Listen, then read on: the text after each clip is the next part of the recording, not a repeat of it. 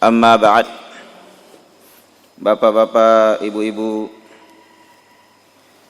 saudara dan saudari sekalian yang semoga dimuliakan oleh Allah Subhanahu wa taala. Alhamdulillah, pada pagi hari ini kita baru saja melaksanakan ibadah kepada Allah Subhanahu wa taala berupa salat subuh, salat di awal permulaan hari, yang mana salat sebelumnya saja, yaitu salat sunnah, Allah Subhanahu wa ta'ala sudah menjanjikan kepada hamba-hambanya yang beriman dan bertakwa kepadanya, yaitu pahalanya. Janji Allah Subhanahu wa ta'ala, khairum minad dunya wa ma fiha, lebih baik daripada dunia dan seluruh isinya. Salat nafilah,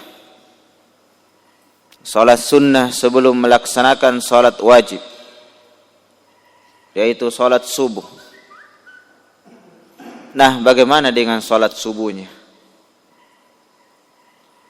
Akan tetapi sedang jamaah sekalian, kebanyakan manusia dilalaikan oleh syaitan untuk bangun di pagi hari melaksanakan salat subuh ini. Sedang jamaah sekalian yang sama-sama berbahagia, Allah Subhanahu wa ta'ala berfirman di dalam Al-Quran, dalam surah Al-Munafiqun, ya ayyuhalladzina amanu la tulhikum amwalukum wala auladukum an dzikrillah wa man yaf'al dzalika fa ulaika humul khasirun.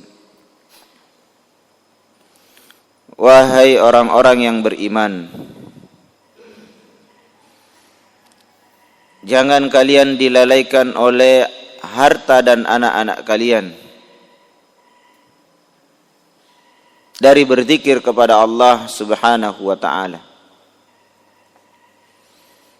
Barang siapa yang melakukan yang demikian, maka mereka adalah orang-orang yang merugi. Kita lihat sedang jamaah sekalian, keumuman manusia pada umumnya dilalaikan oleh dua perkara ini,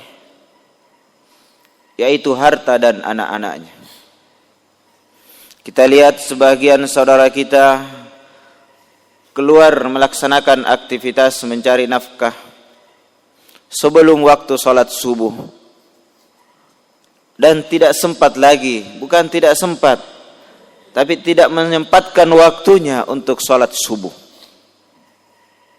Bukankah ini pelalaian dari syaitan? Padahal dia umat Islam yang telah bersyahadat la ilaha illallah, tidak ada sesembahan yang berhak disembah kecuali Allah Subhanahu wa ta'ala. Bagaimana mau melaksanakan salat sunnahnya, salat subuhnya saja tidak, sedang jamaah sekalian. Padahal Allah Subhanahu wa ta'ala menjanjikan keuntungan bukan hanya 1M, 2M. Padahal yang dia kejar keuntungan di pagi ini atau sebelumnya dan seterusnya hanya keuntungan berapa ratus ribu atau berapa puluh juta.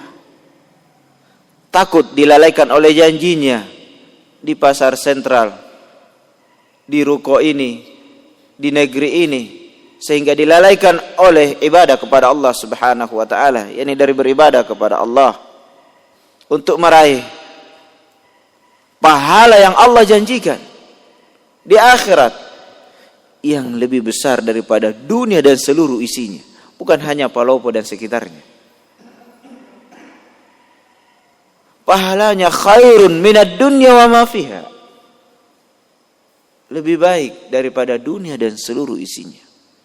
Bapak-bapak dan ibu-ibu, seandainya ada seseorang yang menjanjikan kita, siapa yang begadang malam ini tidak tidur akan dapat hadiah 1 mobil Avanza, saya kira semua berlomba-lomba untuk tidak tidur semalaman. Nah, ini Allah hanya mengharapkan kita bangun. Jam 4:30 sudah cukup. Tidak begadang semalaman. Pahalanya yang Allah janjikan, dunia dan seluruh isinya tidak ada artinya. Apalagi hanya mobil 1, Pajero, Alphard. Seandainya pun Allah memberikan kita pahalanya langsung di dunia, di mana kita mau simpan? 1 piring cantik saja setiap hari 2 bulan sudah tidak tampung gudang di rumah kita. Seandainya langsung diberikan oleh Allah, tapi ini membutuhkan sebagaimana kita sampaikan tadi malam. Alladzina amanu, bagi orang-orang yang beriman, wali-wali Allah Subhanahu wa taala, yang akan mendapatkan pahala. Wa kanu yattaqun, dan mereka bertakwa kepada Allah Subhanahu wa taala. Demikian sedang jamaah sekalian, orang-orang ini dilalaikan oleh kesibukan mencari harta, mencari dunia, dari mencari negeri akhirat. La tulhikum amwalukum wala auladukum an dzikrillah. Demikian juga, jangan sampai kalian dilalaikan oleh anak-anak kalian.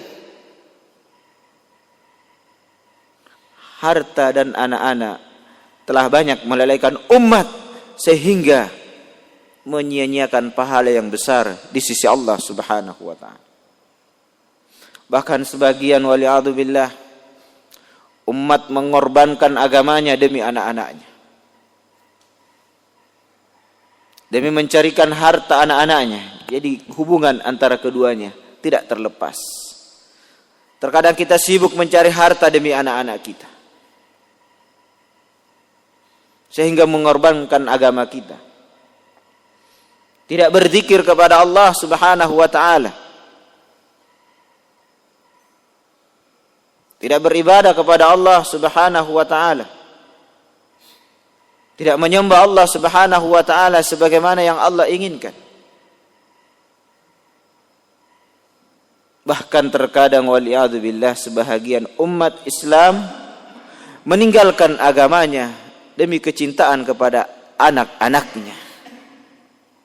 Terjadi perselisihan antara suami istri untuk memperebutkan anak, antara bapak dan ibu beda agama.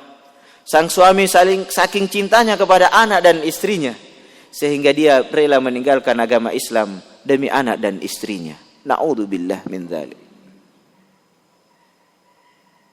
Karena 2 fitnah berada pada kondisi yang sama. Sang istri memiliki harta yang banyak, sang suami memiliki anak yang dicintai pada istrinya, sehingga dituntut untuk memiliki 2 pilihan. 1 pilihan di antara 2 pilihan, berpisah atau tetap bersama. Maka dia rela menjual agamanya, tinggalkan agama Islam demi ikut anak dan istrinya. Na'udzubillah min dzalik. Mungkin di tengah-tengah kita tidak ada yang terjadi, tapi di umat ini waliyadzubillah, walaupun tidak banyak, tapi ada di antara mereka yang seperti ini. Kalaupun seandainya tidak ada yang terang-terangan meninggalkan agamanya,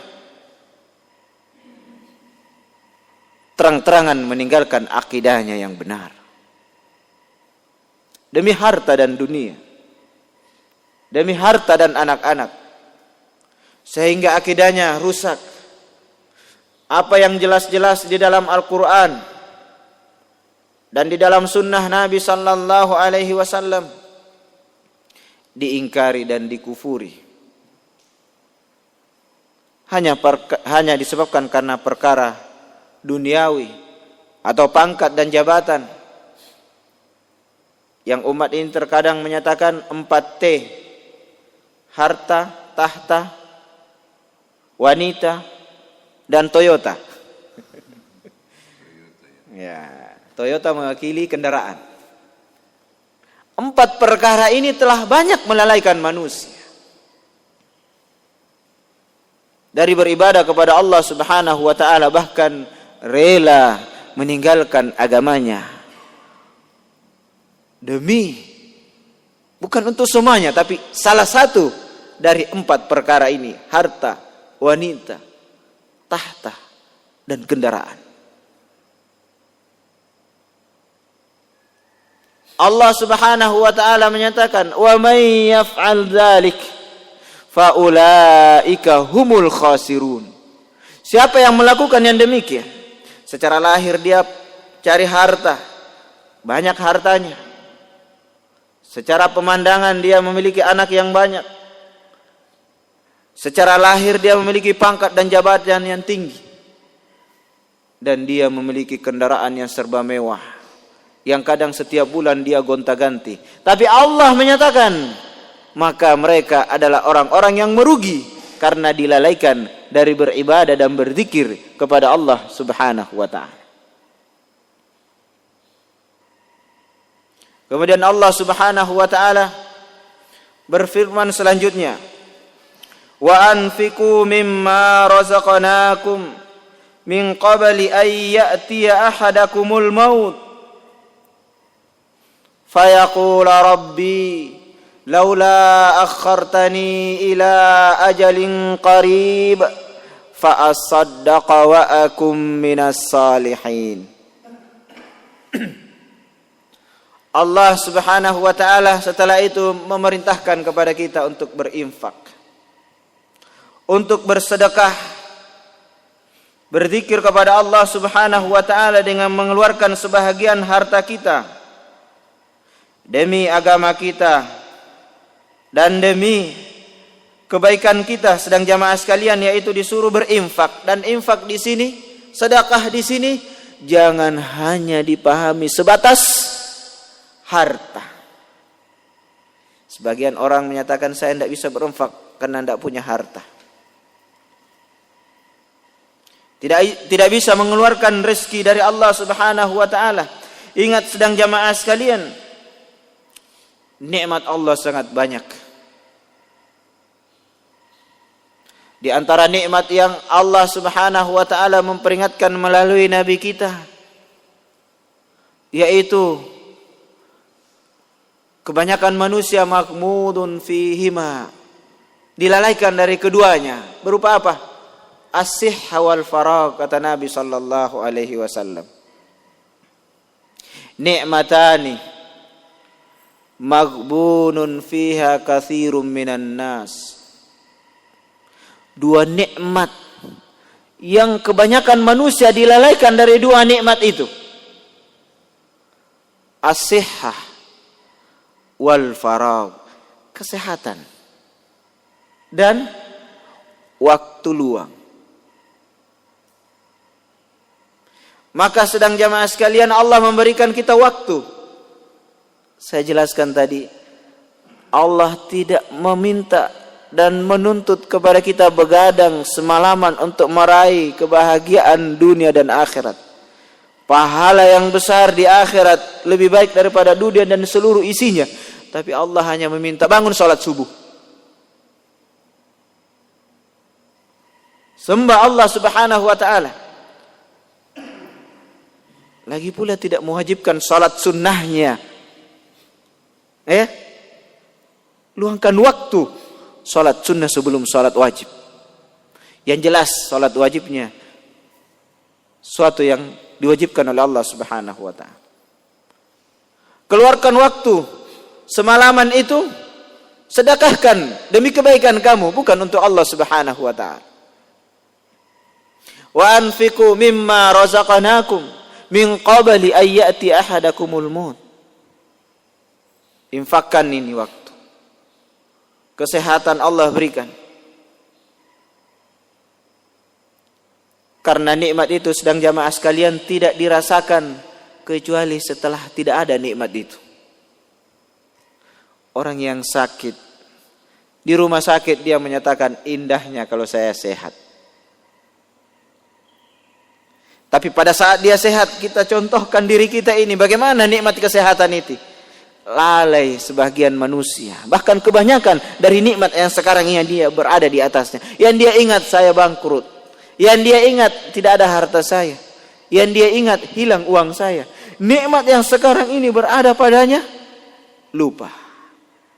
Tidak mengucapkan alhamdulillah hilang uang saya 10 juta, tapi alhamdulillah saya masih sehat. Yang seandainya salah satu dari kesehatan ini Allah ambil, kesehatan mata kita saja Allah ambil, tidak melihat. Sebagian orang mau membeli mata walaupun 1M 2M, yang penting bisa melihat kembali. Berarti pada kepala kita ini nikmat tidak bisa terhitung dengan nilai nominal dolar dan rupiah. Maka sedang jamaah sekalian, mari kita manfaatkan, infakkan, keluarkan, sedekahkan kesehatan dan waktu luang ini demi ibadah kepada Allah Subhanahu wa taala. Demi menyembah Allah Subhanahu wa taala. Allah Subhanahu wa taala menyatakan dalam ayat min qabli ayyatiya ahadakumul maut, sebelum datang kepada salah seorang di antara kalian ajal kematian. Sebelum datang waktu yang Allah Subhanahu wa taala tidak beritahu kedatangannya kepada kita. Yang malakul maut sedang jamaah sekalian datang kepada kita, tidak nelpon duluan, ya, tidak SMS duluan, sehingga kita bisa bersiap-siap.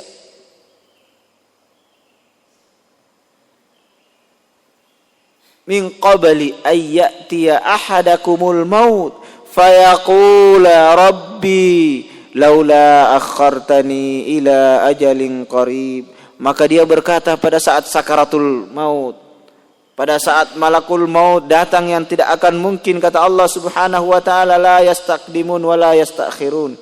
Tidak bisa dia majukan dan tidak bisa dia undurkan. Kalau seandainya seseorang akan meninggal jam 5:30, tidak ada lagi kesempatan. Tepat waktu. Seandainya lewat 1 detik, tidak kurang dan tidak maju. Ini keyakinan umat Islam.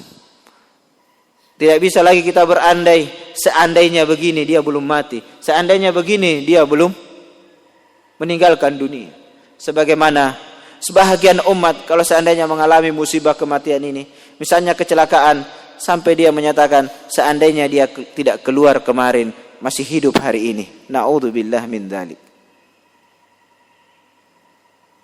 Apa yang terjadi? Sudah ditentukan oleh Allah Subhanahu wa taala 50 ribu tahun sebelum terciptanya langit dan bumi. Jadi bukan sebelum kita diciptakan. Sebelum ada langit dan bumi sudah ditentukan kapan si fulan meninggal, kapan si fulan dikubur, kapan si fulan lahir, kapan dia jadi kaya, kapan dia bangkrut, kapan dia masuk Islam, kapan dia ini keluar agama Islam. Siapa di neraka dan siapa di surga. Semua kejadian, semut yang melengket di atas kepala kita, di mata kita, masuk ke telinga kita, sudah ditentukan semuanya oleh Allah Subhanahu wa taala sebelum terciptanya langit dan bumi. Maka sedang jamaah sekalian, sebelum datang malakul maut menjemput, gunakan 2 waktu ini, 2 nikmat ini, kesempatan dan kesehatan yang kita masih miliki, Walaupun tidak lama lagi. Seandainya malakul maut datang besok. Manfaatkan waktu hari ini untuk beribadah kepada Allah Subhanahu wa ta'ala. Jadi kita ingat ucapan Ibnu Umar radhiyallahu anhuma, kalau kamu berada di pagi hari jangan tunggu waktu sore. Dan kalau kamu berada di waktu sore jangan tunggu waktu pagi. Bahwasanya kamu masih akan hidup pagi hari. Supaya kita manfaatkan waktu yang Allah Subhanahu wa ta'ala masih berikan kepada kita. Sehingga sedang jamaah sekalian, pada saat kematian datang, seseorang berkata, kata Allah Subhanahu wa ta'ala, fayaqula rabbi, maka dia berkata, ya Rabbku, ya Allah, ya Tuhanku, ya Allah yang saya sembah, yang akan saya sembah, karena kemarin dia belum menyembah Allah. Jadi sedang jamaah sekalian, dialog antara orang yang sakaratul maut, mau menghadap kepada Allah Subhanahu wa ta'ala, dengan Allah Subhanahu wa ta'ala. Dia berdoa kepada Allah, ya Allah, seandainya engkau tunda, undurkan sedikit. Seandainya jam 5.30, undurkan sedikit. Ya 5 menit lagi atau 2 menit. Karena sedang jamaah sekalian, Allah Subhanahu wa ta'ala melalui Nabi kita Rasulullah sallallahu alaihi wasallam bersabda, innallaha yaqbalu taubatal abdi ma lam yughargir. Sesungguhnya Allah Subhanahu wa ta'ala menerima taubat seorang hamba selama belum gargarah, sebelum ajal ditenggorokan. Kalau ada keluarga kita yang mau meninggal, pada saat bunyi sudah ditenggorokan, makanya dikatakan gargarah. Dipukul, dicubit di kaki sampai ke dada, sudah tidak dia rasakan. Karena roh sudah di tenggorokan.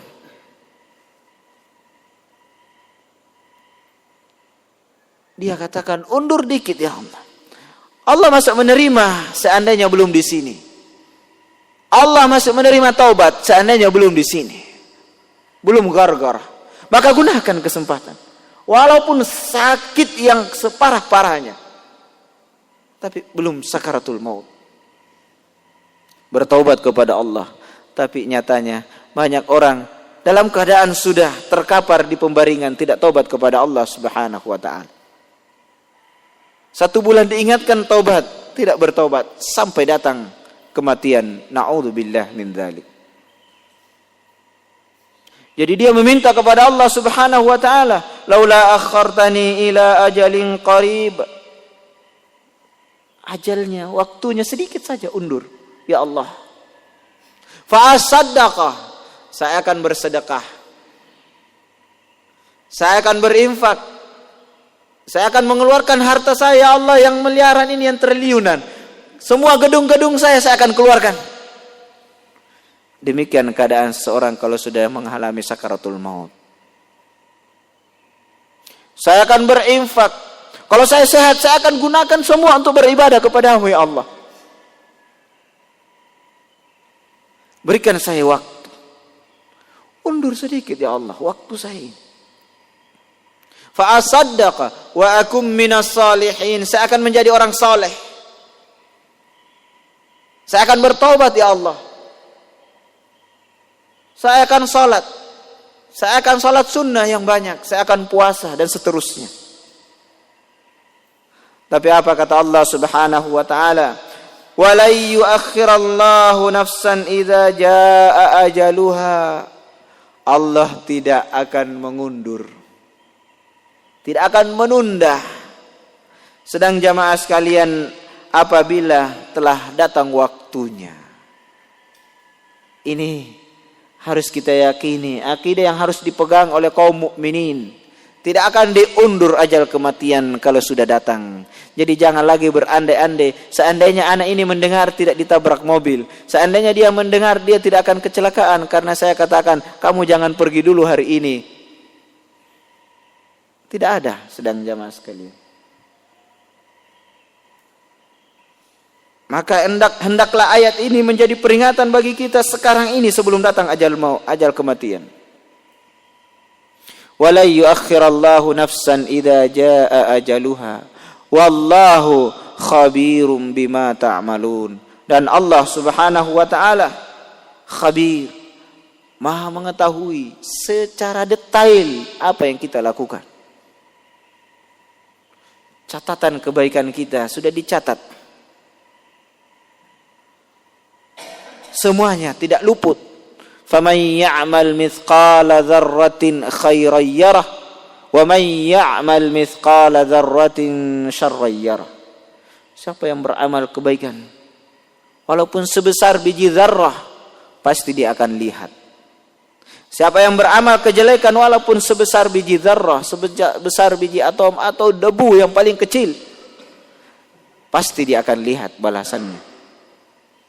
Sedang jamaah sekalian, maka mari kita bertobat kepada Allah Subhanahu wa taala, menjadikan firman Allah Subhanahu wa taala di hadapan mata kita. Dan kalau kita mendengar Al-Qur'an dan hadis, bidikkan pertama kali kepada diri kita, jangan bidikkan kepada orang lain. Ayat ini kena si fulan, ayat ini kena si fulan, ayat ini nasihat bagi si fulan, bukan kepada saya. Supaya kita mendapatkan rahmat dari Allah Subhanahu wa taala, mendapatkan keridhaan Allah Subhanahu wa taala, mendapatkan pahala yang lebih besar dan lebih besar, kenikmatan surga dan melihat wajah Allah. Pada saat kita salat tadi kita baca wujuhu yauma idin nadirah ila rabbiha nadirah. Wajah mereka di surga berseri-seri, bercahaya, cemerlang, ceria. Ila rabbiha nadirah, kepada wajah Rabbnya mereka melihat. Nikmat yang paling besar adalah melihat wajah Allah Subhanahu wa taala. Setelah nikmat, semua nikmat di surga, tidak ada nikmat yang paling besar kecuali melihat wajah Allah Subhanahu wa taala.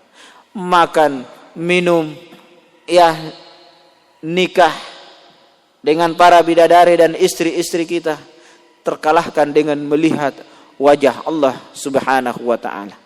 Kenikmatan yang sangat besar. Kenikmatan surga yang tidak pernah terbetik dalam hati.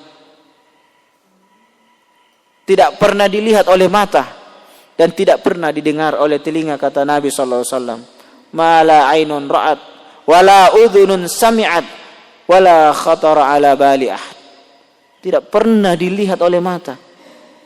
Kenikmatan itu tidak pernah didengar oleh telinga dan tidak pernah terbetik dalam hati. Bagaimana nikmatnya nikmat surga? Kita hanya bisa membayangkan. Begitu nikmatnya. Nabi hanya menyampaikan satu hadis kepada sahabat, sudah heran. Ya'kuluna wa la yatagawwatun. Yashrabuna wa la yabulun. Mereka makan di surga tapi tidak buang hajat. Mereka minum di surga tapi tidak buang air kecil. Kata para sahabat, gimana ya Rasulullah? Coba lihat. Kita makan tidak perlu cari ada WC enggak. Kita minum, semua minuman kita minum, tidak perlu kita buang air kecil. Wah, enak sekali. Tidak ada lagi penyakit sedang jamaah sekalian. Yasihun, kata Nabi, wala yasqamun. Mereka sehat, tidak akan lagi sakit-sakit. Jadi yang mengidap penyakit sekarang yang sudah komplikasi, hadis ini memberikan motivasi kita sabar dan bersabar. Nanti tidak akan sakit lagi. Yashubbun wala yahramun. Mereka muda dan tidak akan tua. Jadi yang sudah tua, ya bapak-bapak, mohon maaf, insyaallah di akhirat kembali muda. Kata Nabi SAW, yashubbun, mereka akan muda dan tidak akan tua, tidak akan pikun, abadan, selama-lamanya. Nikmat surga. Tapi gunakan waktu ini yang Allah berikan, gunakan kesehatan yang Allah berikan. Yashubbun wala yahramun. Tidak ada lagi kotoran. Sahabat bertanya, di mana makan dan minum kita ini? Kata Nabi, keluar berupa keringat. Makanan dan minuman keluar berupa keringat. Yang keringat itu bukan bau apek. Ya. Bukan bau badan. Tapi apa kata Nabi? Lebih harum daripada bau minyak wangi misk. Bau minyak wangi misk yang sekarang susah didapatkan. Ada seorang dosen kami pernah cerita, sampaikan di kelas, bahwasanya seandainya ada, kami berlomba-lomba membeli 3 cc itu 2.000 real. 3 cc 2.000 real, hampir 8 juta. Dipakai konsumsi kurang lebih 1 bulan. Mereka la yamtakhitun, tidak berdahak lagi, tidak meludah lagi. Ya mohon maaf, para wanita tidak ada lagi haid dan nifas yang menyusahkan di dunia. Pada saat kita melakukan aktivitas, bahkan di akhirat tidak ada lagi anak. Makan dan minum, ya mohon maaf, dan kawin saja kerjanya. Tidak ada lagi ibadah. Tidak ada lagi salat dan puasa. Mereka diilhamkan, kata Nabi sallallahu alaihi wasallam, di akhirat untuk berzikir dan bertasbih kepada Allah sesuai dengan nafasnya. Kita di sini jangankan masih bernapas, sudah mau tidak bernapas, tidak berzikir kepada Allah Subhanahu wa taala. Yang dia ingat aktivitasnya. Sudah mau meninggal dia ingat joker. Bukan subhanallah. Yang dia ingat kartunya, yang dia ingat hartanya, bukan tasbih. Padahal sudah mau sakarat. Tapi di surga kita bertasbih kepada Allah. Allah ilhamkan, Allah beri taufik seorang hamba ibadahnya hanya berupa bertasbih. Tidak ada lagi susah dan beban. Maka semoga Allah Subhanahu wa taala memberikan hidayah dan taufik sehingga kita mendapatkan kenikmatan menuntut ilmu dan talabul ilmi dan mendapatkan pahala surga yang sangat besar dan bisa melihat wajah Allah Subhanahu wa taala yang ini adalah merupakan kenikmatan yang sangat agung dan sangat besar, tidak ada tarah, tidak ada bandingannya. Mohon maaf atas segala kekurangan. Subhanakallahumma rabbana wa bihamdik asyhadu an la ilaha illa anta wa astaghfiruka wa atubu ilaik. Assalamualaikum warahmatullahi wabarakatuh.